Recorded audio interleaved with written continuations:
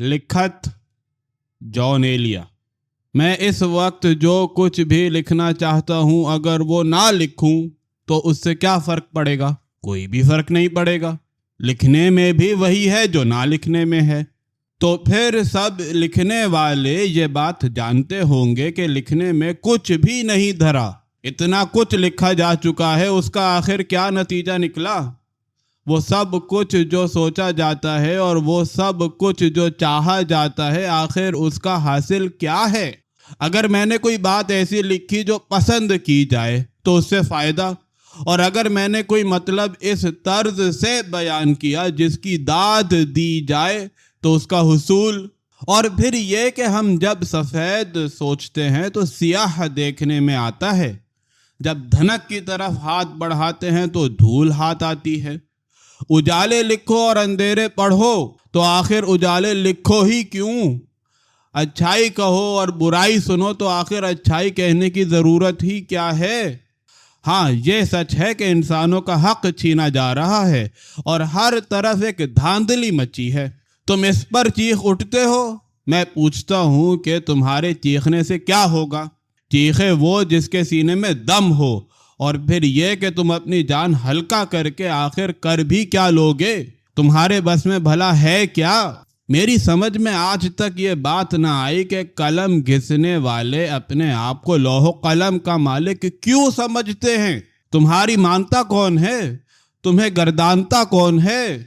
جن کے بس میں کچھ بھی نہیں ہے انہیں بولنے کا اختیار بھی کیوں ہے؟ اور یہ بھی میں نے ایک ہی کہی، میں جسے بولنا کہتا ہوں وہ بھی کوئی بولنے میں بولنا ہے۔ بولنا تو یہ ہے کہ شنوائیاں بھی کہہ اٹھیں کہ ہاں کوئی بولنے والا بولا، اور بستیاں پکار اٹھے کہ ہاں ہم نے سنا اور ہم نے مانا، اور فاصلے دور سے آواز دے کے ٹھہرو، تمہاری مسافت ہم خود طے کریں گے، اور دروازے خود چل کر آئیں کہ آؤ ہمارے اندر داخل ہو جاؤ، اور اپنی آواز کو ہمارے چوراہوں میں ایستادہ کر دو کہ لوگ اس کے چاروں طرف جمع ہو کر زندگی کی گرمی کسب کریں۔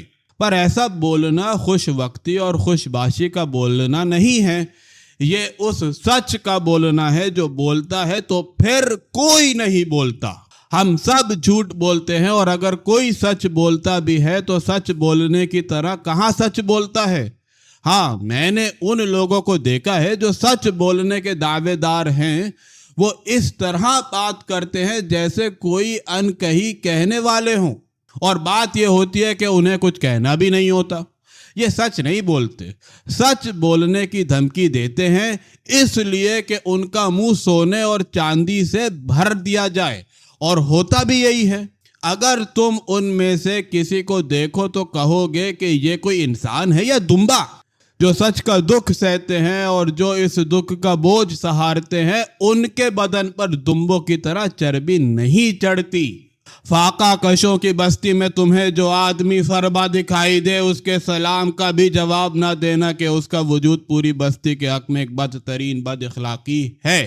یہاں جو آدمی فربا ہے اس نے ضرور کسی اکہرے بدن والے کا حق مارا ہے، اور جو اکہرے بدن والا ہے اس نے ضرور کسی لاغر کا پیٹ کاٹا ہے، اور جو لاغر ہے اس نے کسی ناتواں کے آگے سے روٹی اٹھا کر نگل لی ہے، اور جو ناتواں ہے اس نے کسی بیمار کے ہاتھ سے لقمہ چھینا ہے، اور جو بیمار ہے وہ ضرور کسی کفن چور کی خیرات پر زندہ ہے۔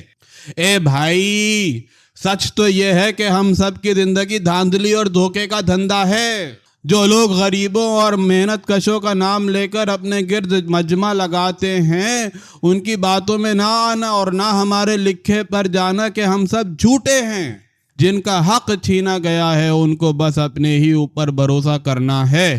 ہم نے اپنی دانست میں جتنے سچ بولے وہ سب جھوٹ تھے۔ سو اے دھوکہ کھانے والو، اے خون کے گھونٹ پینے والو، تم سب اپنے ہی اوپر بھروسہ کرو اور ان کی طرف سے چوکنے رہو جو اپنے آپ کو تمہارا چودھری سمجھتے ہیں۔ اپنا سچ خود بولو، پھر دیکھنا کہ یہ جھوٹ بولنے والے اور بکواس کرنے والے بھی تمہارے دباؤ میں آ کر سچ بولنے لگیں گے۔ رہا ہمارا بولنا تو ہمارا بولنا نہ بولنا برابر ہے۔ ہم تو وہ لوگ ہیں کہ ایک بار بولیں تو 10 بار اس کی داد چاہیں. رہی ہماری لکھت تو ہماری لکھت میں تو بس لبھانا ہی لبھانا ہے.